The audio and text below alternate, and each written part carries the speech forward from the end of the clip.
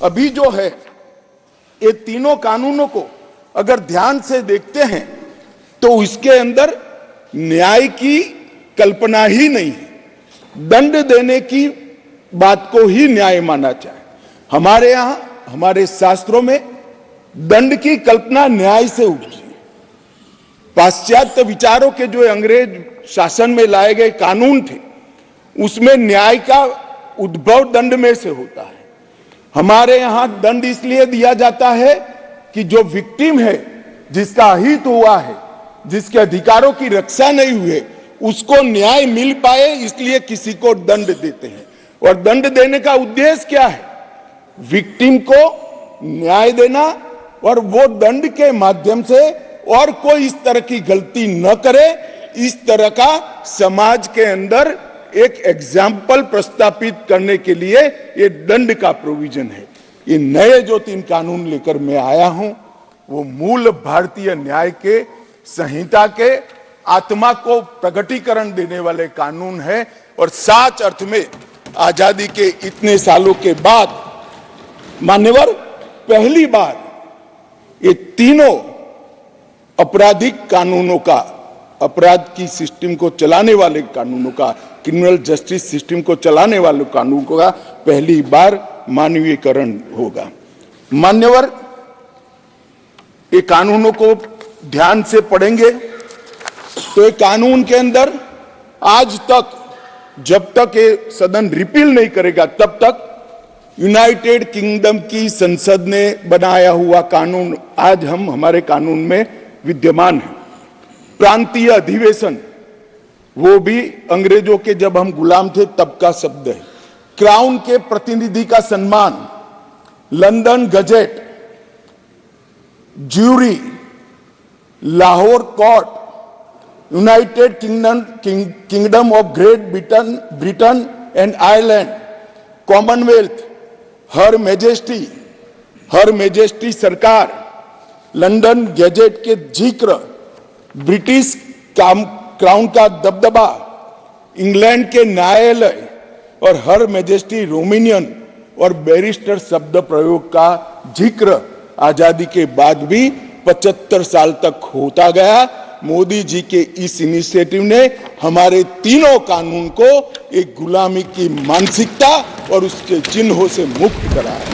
मान्यवर ये कानून जो बनाए थे, ढेर सारे लोगों ने कहा, कुछ सांसद मुझे पर्सनली भी मिले, वो समझ ही नहीं पाते थे कि फर्क क्या कर रहे हैं। मैंने कहा कि ये सब आपको समझना है तो सबसे पहले चैप्टर को समझिए। चैप्टर की अनुक्रमणिका देखेंगे तो ही मालूम पड़ जाएगा कि कानून इस देश के नागरिकों के लिए नहीं बने थे, कानून अंग्रेजों की राज की सुरक्षा के लिए।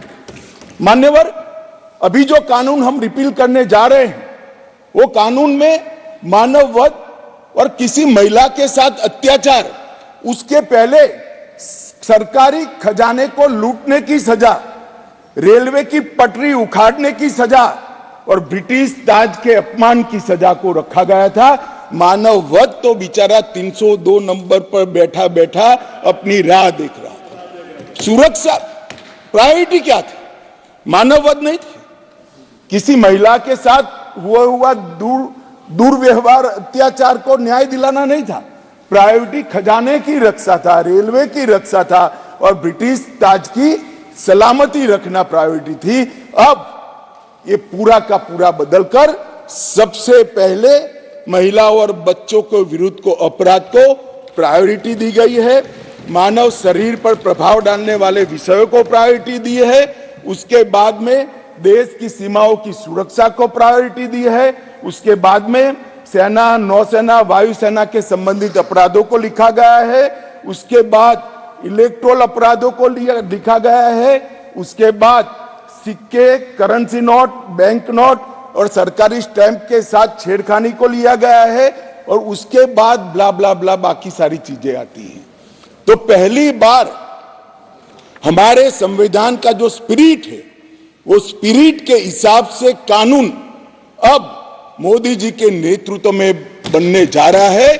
मुझे गौरव है कि तीनों कानूनों को 150 साल के बाद बदलने का और वो बिल को पायलट कर इस सदन में लाने का गौरव मुझे प्राप्त हुआ है। मान्यवर, जो कहते थे कि हम नहीं समझते हैं, मैंने कहा कि अगर मन खुला रखोगे और मन भारतीय रखोगे तो समझ में आ जाएगा।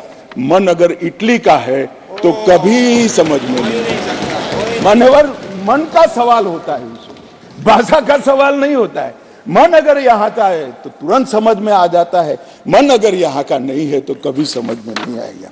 मान्यवर, इसमें बहुत सारी चीजों पर हमने थ्रस्ट दिया है। आतंकवाद की व्याख्या अब तक किसी भी क्रिमिनल जस्टिस सिस्टम के कानून में नहीं थी। पहली बार मोदी सरकार आतंकवाद को अब व्याख्यायित करने जा रही है, जिससे इसका कोई लूपहोल्स उठाकर आगे फायदा न ले पाए। मान्यवर, इसके साथ साथ राजद्रोह को देशद्रोह में बदलने का काम किया है। पहले राजद्रोह की व्याख्या थी, मैं आगे डिटेल में बताऊंगा। राज से मतलब शासन था, भारत नहीं था। किसी भी राज्यकर्ता के खिलाफ कोई भी कुछ बोलता था तो इसके पर अपराध राजद्रोह का कानून लग जाता था। हमने व्यक्ति की जगह देश को रखा है। व्यक्ति की टीका ये लोकतंत्र का सबसे अच्छा लक्षण है और देश को नुकसान करने वाले को कभी बख्शना नहीं चाहिए, ये दृढ़ता भी इसमें है। राजद्रोह को इतने साल के बाद देशद्रोह में परिवर्तित करने का काम ये कानून करेगा। मान्यवर, कानून में आज इस सदन के सभी सभासदों को गारंटी देना चाहता हूं कि आने वाले 100 साल के टेक्निकल इनोवेशन जितने भी होंगे, इसकी कल्पना कर हमारी न्यायिक पद्धति को इससे सुसज्ज करने के लिए सारे प्रोविजन इसी कानून के अंदर कर दिए गए हैं और सारी टेक्नोलॉजी का उपयोग कर जल्दी न्याय बने, इसके लिए भी हम आगे बढ़ रहे हैं। मॉब लिंचिंग का प्रावधान भी किया है। एक बार मैं किसी भाषण में चिदंबरम साहब को सुन रहा था। उन्होंने कहा कि गृह मंत्री की परीक्षा है कि नया कानून लेकर आएंगे तो मॉब लिंचिंग का क्या करेंगे। चिदंबरम साहब, ना आप हमारी पार्टी को समझे हो, ना हमारे सिद्धांतों को समझे हो। हमारी पार्टी की केवल एक और एक आइडियोलॉजी है, भारत का उत्कर्ष। एकमात्र आइडियोलॉजी पर Bharatiya Janata party. Mob lynching घृणित अपराध है और उसको हम नए कानून में फांसी की सजा का प्रावधान कर इंक्लूड कर रहे हैं। मगर अब मैं आपको पूछना चाहता हूं, आपने भी इस देश में 70 साल में 58 साल शासन किया है, आपने मॉब लिंचिंग को भला अब तक क्यों नहीं लाए थे? हम तो जब बदलाव किए तब लाए। मॉब लिंचिंग शब्द का उपयोग हमें गाली बोलने के लिए तो खूब किया, मगर जब सत्ता में आए तब भूल गए। इस प्रकार के व्यवहार को जनता जानती है, इसीलिए उस ओर बैठे हो और उस ओर से भी सदन के बाहर बैठे हो। मान्यवर, ये जो इनका डबल स्टैंडर्ड है, इसके कारण उनकी पार्टी को आज इतनी सारी दिक्कतें उठानी पड़ी है। मान्यवर, पुलिस और नागरिक के अधिकारों के बीच में बहुत अच्छे से इसमें संतुलन साधा गया है। सजा का दर बढ़ाने के लिए हमने ढेर सारे प्रावधान इसके अंदर करे हैं, जिससे सजा करने का प्रतिशत बढ़ेगा। साइबर क्राइम के लिए भी ढेर सारी प्रोविजंस किए हैं और कम्युनिटी सर्विस को भी हम पहली बार इंट्रोड्यूस करके उसको कानूनी जामा पहनाने जा रहे हैं, जिससे जेलों पर के बर्डन को कमी आ जाएगी। मान्यवर, ये तीनों कानून जैसे मैंने कहा 150 साल के बाद बदले जा रहे हैं और देश के 130 करोड़ लोगों को प्रभावित करने वाले कानून हैं और ये कानूनों के आधार पर ही आने वाले समय में इस देश की आपराधिक न्याय प्रणाली चलनी है। इसलिए बहुत जरूरी था कि इस पर एक व्यापक बहस की जाए समाज के हर वर्ग से, और जो लोग इनसे जुड़े हुए हैं ये प्रक्रिया में जुड़े हुए वो सभी से, सभी चुने हुए प्रतिनिधियों से, सभी ऑल इंडिया सर्विस के अधिकारियों से और सभी विधानसभा के सदस्यों से भी चर्चा की जाए। इसलिए 2019 में हमने इसका व्यापक कंसल्टेशन अगस्त महीने से शुरू किया था और 2019 सितंबर में सभी राज्यपालों, मुख्यमंत्रियों, उपराज्यपालों और प्रशासकों को पत्र लिखकर सुझाव मांगे गए। जनवरी में देश के मुख्य न्यायाधीश, सभी हाईकोर्ट्स के मुख्य न्यायाधीश, बार काउंसिल्स और विधि विश्वविद्यालय को पत्र लिखकर संसद सुझाव माने गए।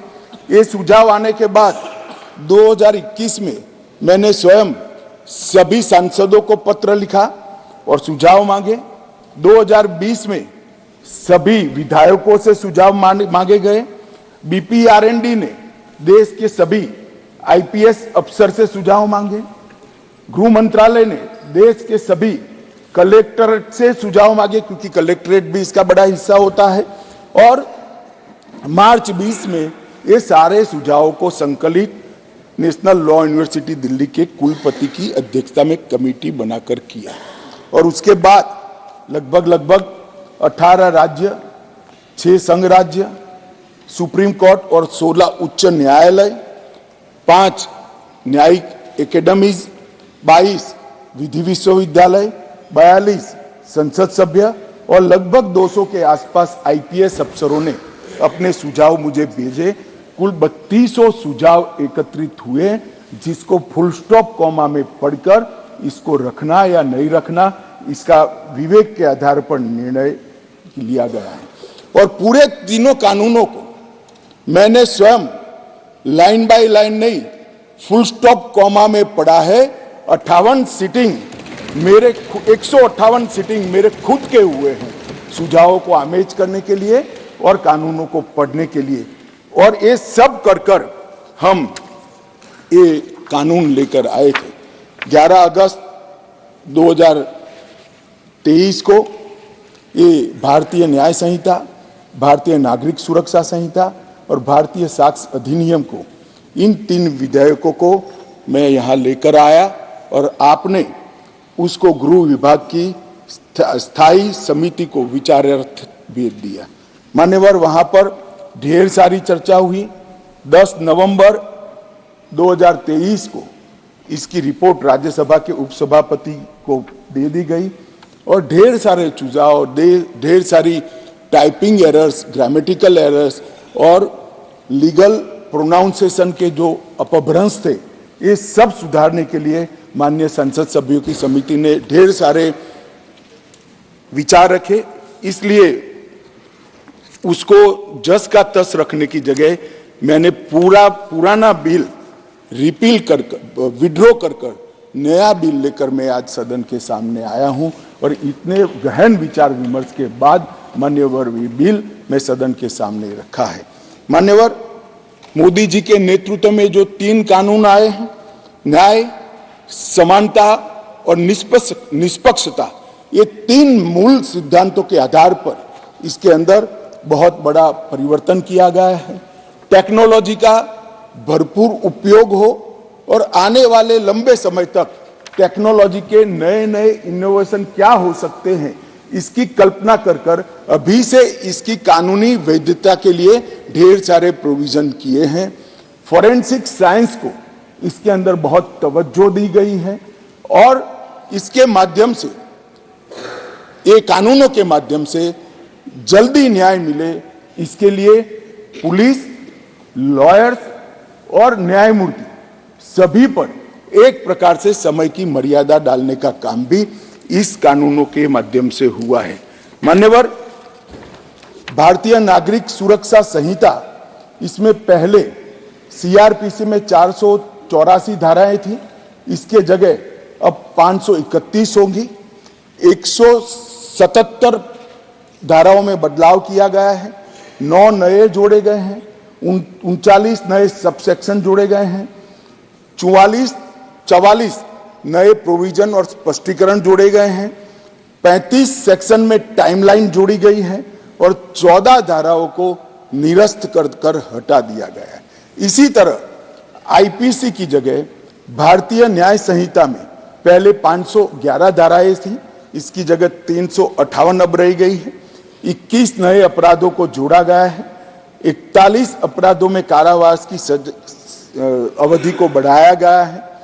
82 अपराधों में जुर्माना बढ़ाया गया है। 25 अपराधों में अनिवार्य न्यूनतम सजा शुरू की गई है। 6 अपराधों को सामुदायिक सेवा का दंड, कम्युनिटी सर्विस का पेनल्टी देने का काम किया गया है और 19 धाराओं को निरस्त कर दिया गया है। और भारतीय साक्ष्य अधिनियम एविडेंस एक्ट को 167 धाराएं थी, इसकी जगह 170 धाराएं बनी हैं। 24 धाराओं में बदलाव किया गया है। 2 नई धाराएं, 6 उप धाराएं जोड़ी गई हैं और 6 धाराओं को हटाने का काम भी करा गया है। मान्यवर, मैं आज इस सदन को कहना चाहता हूं कि 2014 में नरेंद्र मोदी सरकार आने के बाद, एक लंबे अरसे बाद, अटल जी की सरकार ने भी ये प्रयास किया था, परंतु एक मिलीजुली सरकार थी, कई प्रकार की इसमें कठिनाइयां भी आती थी, मगर लंबे समय के बाद 2 बार इस देश की जनता ने ऐसी सरकार चुनी जिस सरकार ने अपने पूरे मैनिफेस्टो को अक्षरशः लागू करने का काम किया है और जिस मैनिफेस्टो को मैंडेट किया था इसको लेकर फिर से जनता के सामने जाएंगे। हमने कहा था हम धारा 370 और 35 से हटा देंगे, हट गई। हमने वादा किया था आतंकवाद, उग्रवाद और के खिलाफ जीरो टॉलरेंस की नीति सरकार बनाएगी और सुरक्षा कर्मियों को फ्री हैंड देंगे, हमने दिया। इसके कारण 3 हॉटस्पॉट, जम्मू कश्मीर, वामपंथी उग्रवादी क्षेत्र और उत्तर पूर्व में हिंसक घटनाओं में 63% की कमी आई है और मृत्यु में 73% की कमी आई है और पूर्वोत्तर से 70% से ज्यादा क्षेत्र से अपसपा को हटा लिया गया है। जिन्होंने अपने एजेंडा में रखा था कि हम अपसपा हटाएंगे, वो ऐसी स्थिति का निर्माण नहीं कर पाए। हमने नहीं रखा था, अपसपा को हटाया नहीं है, परंतु हमने इसके अमल को रिस्ट्रिक्ट करने में सफलता प्राप्त करी है क्योंकि वहां कानून और व्यवस्था की परिस्थिति ठीक हो गई। हमने मान्यवर कहा था कि अयोध्या में जितना हो सके उतना जल्दी राम मंदिर बनाएंगे और 22 जनवरी को वहां पर राम लल्ला विराजमान होगा। ये नरेंद्र मोदी सरकार है, ये नरेंद्र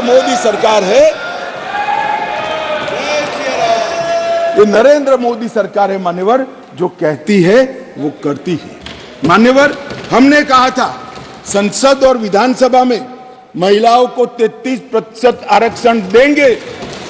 कांग्रेस पार्टी कई बार पावर में आई, तिथियां निकालती रह गई, हमने दे भी दिया और सर्वानुमत से देकर इस देश की मातृशक्ति को हमने सम्मानित करने। हमने कहा था 3 तलाक मुस्लिम माताओं बहनों के लिए अन्याय करता है, उसको हम समाप्त कर देंगे।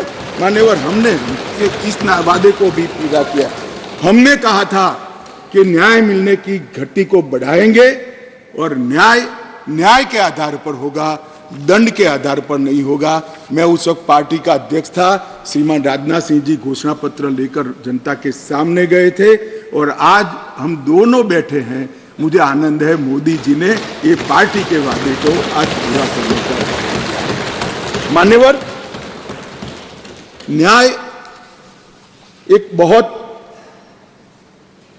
अम्ब्रेला टर्मिनोलॉजी, न्याय एक सभ्य समाज की नींव डालता है। हमारे संविधान ने राजनीतिक न्याय, आर्थिक न्याय, सामाजिक न्याय की कई परिभाषाएं बनाकर हमारे लिए रखी है और ढेर सारे अनुच्छेद में 38, 39 से 142 में इसका जिक्र भी किया है, मगर जनता के आम मानस में न्याय का मतलब क्रिमिनल जस्टिस सिस्टम से हो गया। न्याय अनेक प्रकार के हैं, मैं इसका स्वीकार करता हूं। बड़ी पवित्र संकल्पना हमारे संविधान निर्माताओं ने रखी है, परंतु जनता डे टू डे में क्रिमिनल जस्टिस सिस्टम को न्याय कहती हैं। और आज मैं ये जो 3 बिल लेकर आया हूं, मोदी जी ने सालों से देश की जनता की जो अपेक्षा थी कि हमें पेनल्टी नहीं चाहिए, हमें दंड नहीं चाहिए, हमें न्याय चाहिए, आम आदमी की सुरक्षा होनी चाहिए, वो बिल इस बिल के माध्यम से होगा। राज्य का सबसे पहला कर्तव्य मान्यवर न्याय होता है और लोकतंत्र के 3 स्तंभ न्यायपालिका, कार्यपालिका और विधायिका, ये तीनों एक न्याय का मजबूत प्रशासन देने के लिए हमारे संविधान निर्माताओं ने 3 के बीच में काम की बंटवारा किया है। और आज पहली बार तीनों मिलकर दंड केंद्रित नहीं परंतु न्याय केंद्रित क्रिमिनल जस्टिस सिस्टम लेंगे। आपकी अध्यक्षता में ये न्याय यहां पर कानून बनेगा, इसका इम्प्लीमेंटेशन कार्यपालिका करेगी और इसका बाकी रहा हुआ इम्प्लीमेंटेशन न्यायपालिका करेगी। ये तीनों अंग इकट्ठा होकर इस देश में भारतीय विचार की न्याय प्रणाली को प्रस्तापित करेंगे। और न्याय, जैसा मैंने कहा, एक अम्ब्रेला टर्म है। न्याय कहते हैं तो बहुत बड़े समुदाय के प्रति होता है, इसमें आरोपी और विक्टिम दोनों आ जाते हैं और दंड कहने पर केवल आरोपी की तरफ ही देखा जाता है। तो संतुलन बनाते हुए नए कानून में लेकर आया हूं। यहां पहले दंड देने की सेंट्रलाइज सोच वाली कानून थे, अब विक्टिम सेंट्रिक जस्टिस इसका यहां पर उद्भव होने जा रहा है। ईज ऑफ जस्टिस को सरल, सुसंगत, पारदर्शी और जवाबदेही प्रोसीजर के माध्यम से साकार किया गया है और एनफोर्समेंट के लिए निष्पक्ष, समयबद्ध, evidence based speedy trial, court तथा प्रिजन का इससे बर्डन कम होने वाला है और कन्विक्शन रेशियो भी इससे बढ़ने वाला है। मान्यवर, कई लोगों ने अलग अलग सुझाव करे हैं, पहले मैं बिल के बारे में बताकर इसका जवाब दूंगा। और सबसे बड़ी बात है मान्यवर कि जो बिल लेकर मैं आया हूं वो ढेर सारी नई चीजों को भी इसमें जगह देने वाला बिल है और इसका उपयोग करने वाला बिल है। इन्वेस्टिगेशन को हमने फॉरेंसिक साइंस के आधार पर प्रोसिक्यूशन को बल देने का फैसला किया है। बलात्कार की पीड़िता का ऑडियो वीडियो रिकॉर्डिंग के माध्यम से रिकॉर्ड लेना कंपलसरी किया है। कई सारी जगह पे मैं आगे बताऊंगा आपको टेक्नोलॉजी का उपयोग किया है और कोर्ट पर भी ढेर सारे समय को कम करने के प्रावधान पर हमने डाले हैं। मान्यवर, आज के बाद इस देश में अभी 3 प्रकार की न्याय प्रणाली है। कहीं मेट्रो जज होते हैं, कहीं नहीं होते, कहीं फर्स्ट क्लास मजिस्ट्रेट होते हैं, कहीं नहीं होते हैं। एक कानून पारित होने के बाद कश्मीर से कन्याकुमारी और द्वारिका से लेकर आसाम तक सभी देश में एक ही प्रकार की न्याय प्रणाली होगी और न्याय प्रणाली का में समानता इसी कानून के माध्यम से आएगी। मान्यवर, इसमें डायरेक्टर ऑफ प्रोसिक्यूशन का एक्सटेंशन और उसका महत्व और उसको कंपलसरी करने का काम किया है, क्योंकि न्याय प्रणालिका में किसी निर्दोष को अन्याय हो जाए या तो किसी विक्टिम को न्याय न मिले, दोनों किस्सों में हमारी त्रिस्तरीय न्यायिक व्यवस्था है, उसमें अपील का बड़ा महत्व है। आज अपील का निर्णय वही लोग करते हैं जो वो गलती जो हुई है, मानो विक्टिम को लगता है कि मेरे साथ न्याय नहीं हुआ है, तो वही निर्णय करते हैं अपील करनी या नहीं करनी जिसने ये गलती की है। अब एक स्वतंत्र डायरेक्टर ऑफ प्रोसिक्यूशन हर जिले में भी बनेगा, राज्य स्तर पे भी बनेगा, जो पारदर्शिता के साथ एक केस में अपील करने लायक है या नहीं है उसका निर्णय करेगा। उसमें पुलिस का और प्रोसिक्यूटर का केवल और केवल अभिप्राय होगा, निर्णय एक तटस्थ प्रणाली का होगा जिसको डायरेक्टर ऑफ प्रोसिक्यूशन के नाम से यहां इंट्रोड्यूस किया गया है। पुलिस की अकाउंटेबिलिटी कई सारे मामलों में तय की है। जैसे इस देश की अदालतों में हेबियस ढेर सारी होती है, परिवारजन जाते हैं, हमारे सगा संबंधी कहाँ है हमें मालूम ही नहीं है, पुलिस कहती है हमारे पास नहीं है। अब तय कर दिया है गिरफ्तार व्यक्तियों की सूचना अनिवार्य रूप से हर पुलिस स्टेशन पर रखनी पड़ेगी और एक पुलिस अधिकारी को इसके लिए जिम्मेदार करना पड़ेगा। मान्यवर, इस तरह से मैं आगे बाद में बताऊंगा, परंतु ढेर सारी चीजों को हमने पुलिस की अकाउंटेबिलिटी फिक्स करने का भी इस कानून के माध्यम से काम किया है। और विक्टिम सेंट्रिक कानून जब मैं कहता हूं तब मान्यवर हमने ढेर सारा विक्टिमों को बीएनएसएस में 360 तो अपनी बात रखने का अधिकार दिया है, इंफॉर्मेशन का अधिकार खंड 173, 93 और 230 में दिया है, नुकसान की क्षतिपूर्ति का अधिकार दिया है, जीरो एफआईआर को इंट्रोड्यूस किया है। अब कोई भी मुकदमा स्टेट विक्टिम की परमिशन के बगैर, विक्टिम को सुने बगैर कोर्ट सिर्फ स्टेट के कहने पर विड्रॉ नहीं कर सकती। जो विक्टिम है उसको सुनना पड़ेगा, उसके ऑब्जेक्शन को भी सुनना पड़ेगा। विक्टिम को, जो फरियादी है, उसको 90 दिनों में जांच की प्रगति के बारे में इंफॉर्मेशन देने की जिम्मेदारी पुलिस की गई है। एफआईआर, गवाहों के बयान और पुलिस की रिपोर्ट, ये सभी को कंपलसरी कॉपी देने का प्रोविजन इसके अंदर कर दिया गया है। और जांच और मुकदमे के विभिन्न चरणों की पीड़ित अथवा उसके परिवारजनों को जानकारी प्रदान करने के लिए भी हमने ढेर सारे प्रोविजन मान्यवर किए हैं, जिससे मैं मानता हूं कि पुलिस की अकाउंटेबिलिटी फिक्स होगी और विक्टिम को न्याय मिलने की शुरुआत होगी। मान्यवर, मैं अब तीनों कानूनों के महत्वपूर्ण प्रावधानों को आपके सामने और आपके माध्यम से ये सदन के सामने और देश के सामने रखना चाहता हूं। भारतीय न्याय संहिता की मैं पहले बात करूंगा मान्यवर, और जैसा मैंने कहा कि इसमें ढेर सारे मानव संबंधित अपराधों को बहुत पीछे रखा गया था, क्योंकि इसका महत्व ही नहीं था।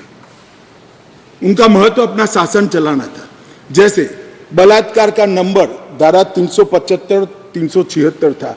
अब जहां से अपराधों की बात शुरू आती है, इसमें सबसे पहले धारा 63 और धारा 69 में बलात्कार को रख दिया गया है। गैंग रेप को भी आगे लाया गया, बच्चों के खिलाफ अपराध को भी आगे लाया गया है। मर्डर 302 था, अब 101 हुआ है। किडनैपिंग 359 और 369 था, अब 137 और 140 हुए। ट्रैफिकिंग 370, 370A था, अब 143 और 44 हुए। माननीय, शुरुआत की डेफिनेशन और प्रोसीजर को छोड़कर सीधा मानव संबंधित, पहले महिला और बच्चे और फिर शरीर संबंधित अपराधों को हमने प्रायोरिटी दी है, क्योंकि इसी को हम व्यक्ति की सुरक्षा के साथ जोड़कर देखते हैं मान्यवर, और उसको सुनिश्चित करना ये कानूनों की प्रायोरिटी है। मान्यवर, अंग्रेजों ने बनाया हुआ राजद्रोह का कानून, जिसके तहत